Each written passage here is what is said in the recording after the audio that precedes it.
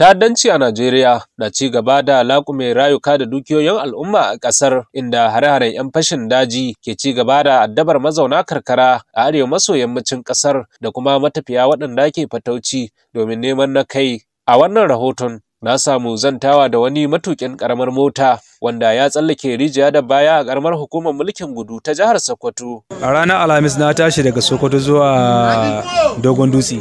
Lokacin na kai Balle karfe 6.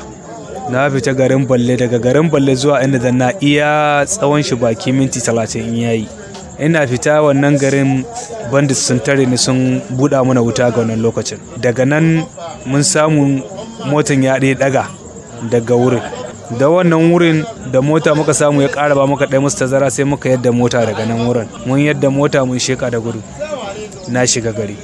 Bindigan nan ta Catrix da ni sunan bindigan nan ta 'yan banga ma Wagila su ne suka amfani. Ba na zargin ɗan banga ko guda, saboda irin yadda gudunmuwar da suka bani ga lokacin da nake neman taimako. Abin da aka yi min operation da shi wannan lokacin da Wagila aka yi mana operation, ban iya gane kowa, amma dai na san da akwai wani mai bulun yadi da farin rawani. Rundunar 'yan sanda ta ƙasa reshen jihar Sokoto dai ta tabbatar mana da faruwar lamarin ta hannun kakakinta ASP Ahmed Rufa'i. Wato abin da ya faru ɗaya ga watan da akwai wata mota a bayan sefar ta yi daga Sokoto da direba ya ɗauko mutum biyu gaba, bayan mota har buta cika shi da kayan provision. To yana kan hanya ya kai wani kawai da aka ce ma Rafin Kubo Forest. A nan wurin ne sai ga bandits kuma suna crossing, suna tsallaka titi suna wucewa.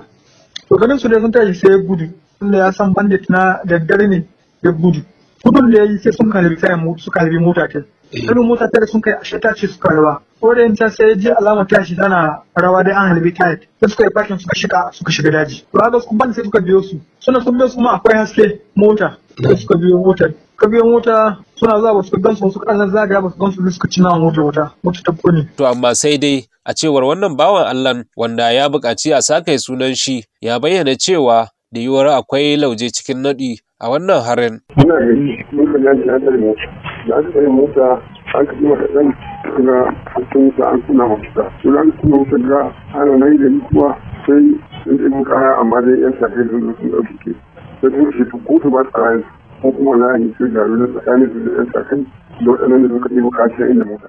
Sai an ga kafa jima nan a tsaye ɗauki sai sun rufe da ke to sai a ta gidan da gindin suna takardun masu kayan su da 'yan sakan ɗin. Sai an ga fito da al'umma waɗanda tsakanin su tare a ta kai gidan mai gari a ta hanyar da an kaɗi. Suka ce da Hassan Dauda da Abubakar Sa'idu kuma su ɗin kayan motar da aka wa bandit aka tare jiya. An zo su ɗan sakan da su amma da yanzu sun kasu da su ce ɗan bangana, amma da hoton sun da a gare shi. Ko ba komai dai, halin da ake ciki na matsin tattalin arziki ka iya tabbatar da cewa wannan ba aikin masu neman abinci ba ne, a cewar kakakin rundunar 'yan sanda ta ƙasa reshen jihar Sokoto ASP Ahmed Rufa'i. Yanzu kana ganin 'yan sa kai na za su samu mutu na wuta ba kwashi kan nan za su yi ba. Yanzu da ake halin da ake na yunwa, wallahi babu ɗan bijilanti ko ɗan sa kan da zai ga kan ne ba su ce motar ne ya sa mutu na wuta.